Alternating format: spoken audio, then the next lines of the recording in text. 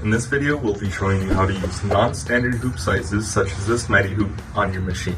To set the size of our magnetic hoop, we'll need to click on this green square with the hoop directly in the middle.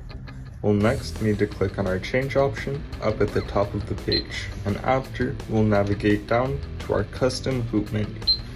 From here, I'll select one of my customs, anything 1 to custom 5. Once I have it selected, I'll click on the finger pointing up to the 6 green boxes.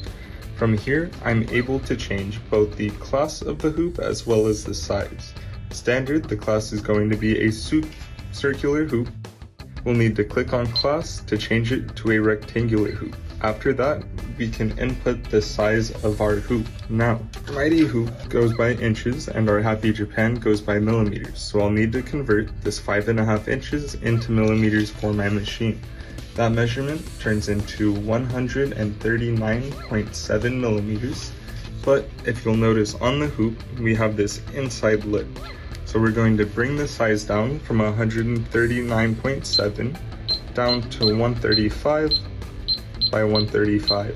After that, I can press OK, and I'll see I now have my 5x5 hoop set on my machine.